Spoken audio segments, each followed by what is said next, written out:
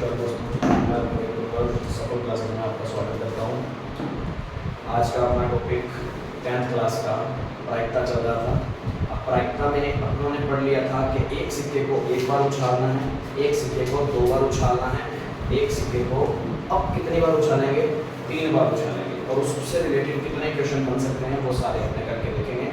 तो एक सिक्के को या एक कॉइन को 3 बार उछालने पर, एग्जाम्पल अपना थर्ड, एक सिक्के को 3 बार उछालने पर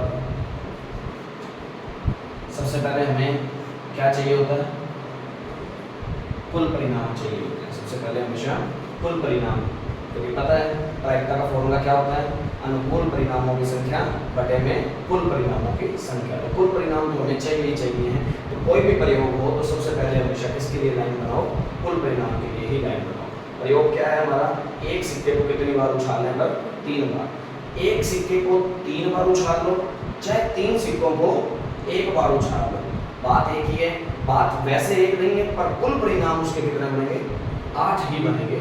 ध्यान रखना, कुल परिणामों में कोई फर्क नहीं आएगा, सेम ही बनते हैं। एक सिक्के को 2 बार उछालते हैं तो कुल परिणाम कितने बनते हैं, एक सिक्के को 2 बार उछालते हैं तो कुल परिणाम कितने बनते हैं, 4 बनते हैं।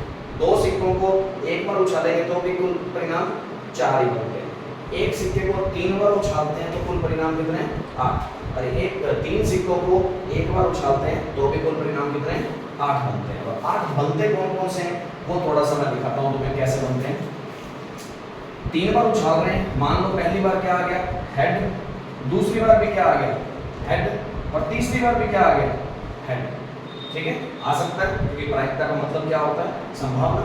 ठीक है, तो संभावनाएं जितनी बन सकती है अपने सभी बनाने की कोशिश करेंगे। तो ऐसा भी हो सकता है कि पहली बार हेड, दूसरी बार हेड और तीसरी बार क्या आ गया, टेल आ सकता है।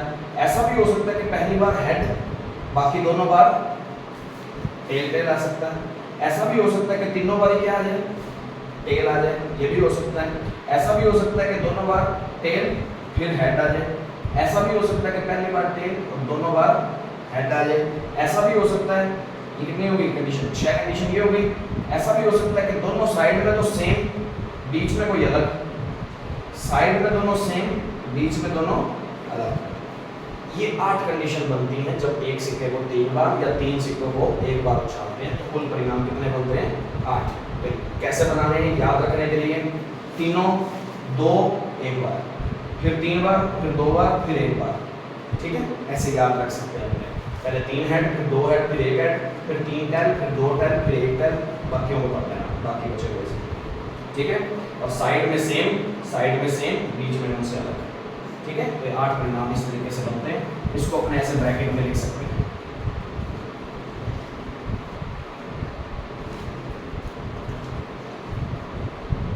इस तरीके से लिख सकते हैं अपने।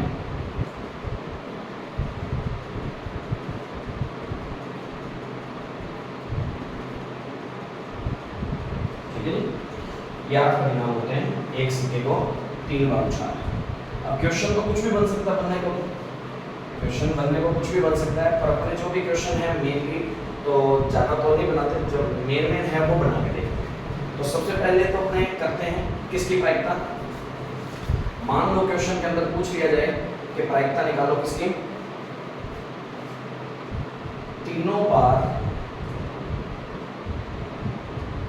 समान परिणाम प्राप्त होने की प्रायिकता।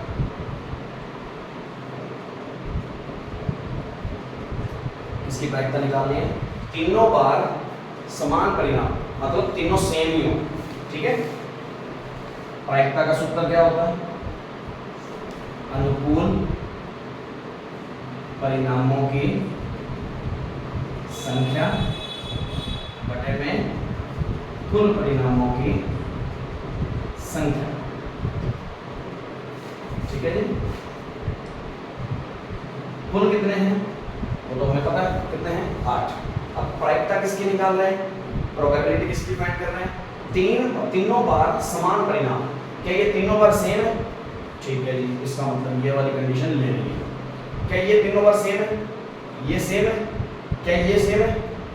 तीनों बार सेम नहीं है? ये भी है, तीनों बार ये भी आ सकती है कंडीशन। क्या तीनों बार सेम है? तीनों बार सेम, ये भी, ये नहीं ना, तो कितनी कंडीशन है? सिर्फ दो। तो ऊपर कितना आ जाएगा? 2। अब इसको आगे काटेंगे तो कितना आ जाएगा? 1 बटे 4, 2 एकम 2, 2 चौके 8। बात समझ आ गई? तो इस तरीके से अपना क्वेश्चन कर सकते हैं। ऐसा क्वेश्चन पूछा जा सकता है पेपर में। और ऐसा बोल दें, एक सिक्के को 3 बार उछालने पर एकांतरित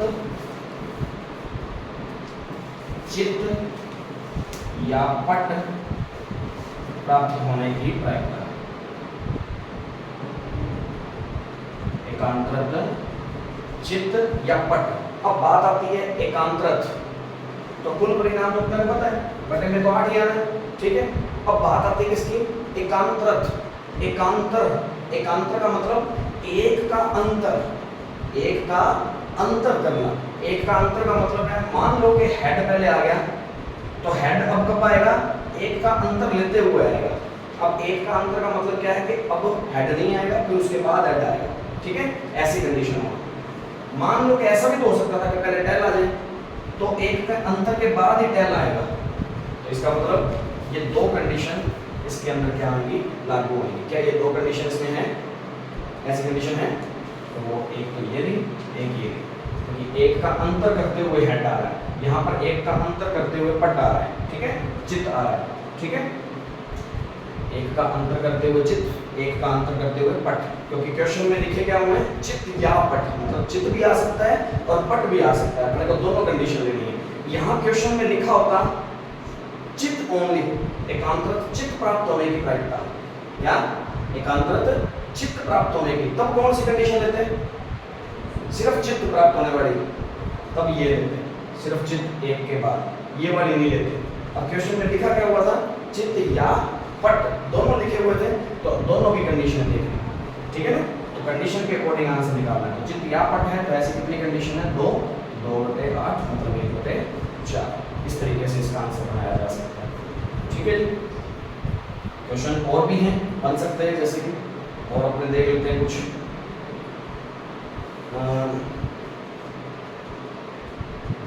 कम से कम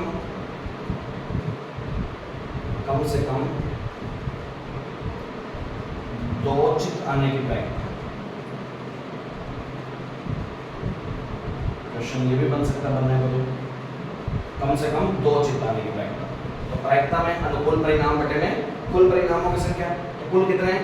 8, तो ये तो पक्के रहेंगे जितने हैं, ठीक है।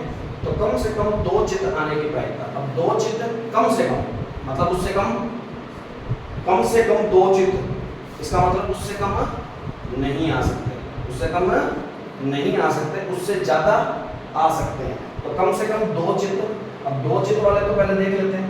इसमें 2 चित्त हैं, ठीक है, इसमें 2 चित्त हैं, ठीक है, इसमें 2 चित्त हैं, ठीक है।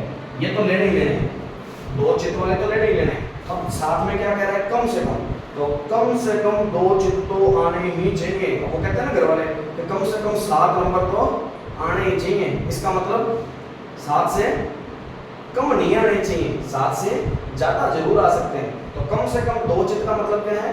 2 चित्त आ सकते हैं, कम से कम 2 चित्त आ सकते हैं, उससे कम नहीं आएंगे, उससे ज्यादा जरूर आ सकते हैं। उससे ज्यादा मतलब ये कंडीशन भी आ सकती है, 3 चित्त वाली कंडीशन भी आ सकती है। तो ऐसे कितनी कंडीशन होगी? 1, 2, 3 और 4, तो 1 बटे 2। इस तरीके से क्वेश्चन बन सकता है अपना। बात समझ आ रही है? तो ऐसे क्वेश्चन में अब क्वेश्चन में अपने बात कर लेते हैं अधिक से अधिक या ज्यादा से ज्यादा 2 चित्त आने की प्रायिकता। 2 चित्त आने की प्रायिकता। प्रायिकता में अनुकूल परिणामों की संख्या बटे में कुल परिणामों की संख्या, तो बटे में कितना? 8। ये तो पक्का है। अब क्या कह रहे हैं? ज्यादा से ज्यादा या अधिक से अधिक का मतलब क्या होता है कि घर से 10 रुपए लेके निकले, मम्मी ने कहा ज्यादा से ज्यादा कितने रुपए खर्च कर रहे हैं? 5 रुपए खर्च करने हैं, उससे ज्यादा नहीं कर सकते। इसका मतलब ज्यादा से ज्यादा कितने चित्र ले सकते हैं? 2 चित्र ले सकते हैं, उससे ज्यादा चित्र नहीं ले सकते, पर उससे कम ले सकते होते हैं। ठीक है, तो 2 चित्र वाली कंडीशन ये है, ये है, ये तो लेनी लेनी है। ठीक है, अब बाकी देखते हैं। उससे ज्यादा वाली कंडीशन नहीं ले सकते, ज्यादा से ज्यादा में इससे ज्यादा नहीं ले सकते, तो ये भी नहीं ले सकते, ये तीनों लेंगे। ठीक है, 2 चित्र तो ले सकते हैं। उससे ज्यादा मतलब ये कंडीशन नहीं लेनी, उससे कम वाली सारी ले सकते हैं। कम का मतलब 1 चित्र भी लिया जा सकता है, जिसमें 1 चित्र भी नहीं है वो भी लिया जा सकता है, तो 1 चित्र वाली कंडीशन भी आ गई। ठीक है, और जिसमें 1 भी चित्र नहीं है वो भी आ गई। तो कुल मिला के कितनी कंडीशन आ गई? 7। सिर्फ एक उससे ज्यादा वाली कंडीशन नहीं ले सकते थे, तो 2 से ज्यादा वाली एक ही कंडीशन थी, ये नहीं लेनी थी, बाकी सारी ले ली। तो 7/8 कंडीशन। समझ आ गई बात? तो प्रॉब्लम तो नहीं, वैसे क्वेश्चन कर सकते हैं। अब एक क्वेश्चन और बनता है, कम से कम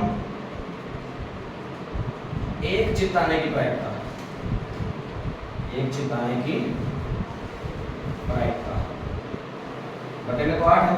अब बताओ कितना बनेगा आंसर? कम से कम 1 चित्र, मतलब इससे कम नहीं, 1 से ज्यादा चित्र ले सकते हैं। ठीक है, 1 से ज्यादा चित्र ले सकते हैं, तो मतलब कौन कौन सी कंडीशन आएंगी इसके अंदर बोलते हैं, चेक करते हैं। जैसे दोबारा देखते हैं कौन कौन सी आएंगी। 1 चित्र तो ले सकते हैं, उससे कम नहीं लेने, तो 1 चित्र से कम वाला कौन है जिसमें 1 भी चित्र ना आ रहा हो, 1 चित्र से कम, तो ऐसी यही कंडीशन है। ये नहीं ले सकते, बाकी सारी ले सकते हैं, क्योंकि 1 चित्र वाली भी ले सकते हैं, उससे ज्यादा वाली भी ले सकते हैं, और उससे भी ज्यादा वाली भी ले सकते हैं, 2 वाली भी ले सकते हैं, 3 वाली भी ले सकते हैं। आंसर कितना आ गया? 7/8। बात समझ आ गई? कम से कम मतलब इससे कम नहीं, इससे कम का मतलब 1 चित्र से कम क्या होता है? 0 चित्र। 0 चित्र का मतलब क्या है कि चित्र एक बार भी नहीं आना, तो ऐसी कंडीशन कितनी है?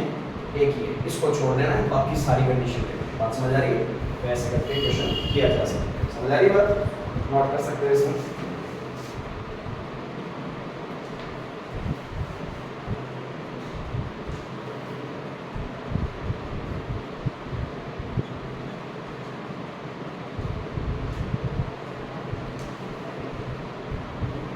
इस कंडीशन में थोड़ा सा देखते हैं, अधिक से अधिक 1 चित्र, मतलब ज्यादा से ज्यादा कितने चित्र आ सकते हैं?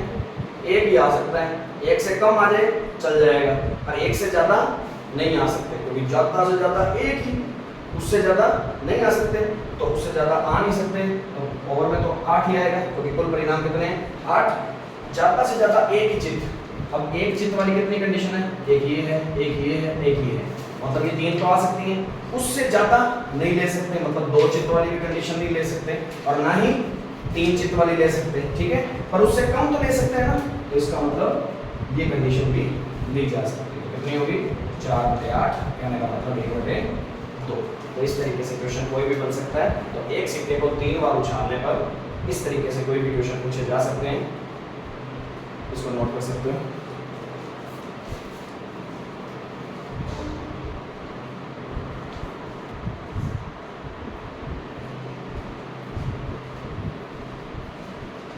तो अपने 10th क्लास में जो सिक्के से रिलेटेड, कॉइन्स से रिलेटेड अपने 3 ही प्रयोग हैं कि एक सिक्के को 1 बार उछालना, एक सिक्के को 2 बार उछालना, और एक सिक्के को 3 बार उछालना। उससे रिलेटेड जितने भी क्वेश्चन हैं अपने बुक में करके देखोगे, बुक में लगभग 2-3 क्वेश्चन ऐसे मिल जाएंगे। एग्जाम्पल जो भी हैं सिक्कों से रिलेटेड, वो सारे क्वेश्चन आप करके देखो। कोई भी प्रॉब्लम लगे तो पूछिएगा, कमेंट बॉक्स में बता दीजिएगा। यदि वीडियो अच्छी लगी हो तो लाइक और सब्सक्राइब और शेयर जरूर करवाएं, और ज़्यादा से ज़्यादा यदि कोई भी प्रॉब्लम लगती है तो कमेंट में बता सकते हैं। बाकी थैंक यू।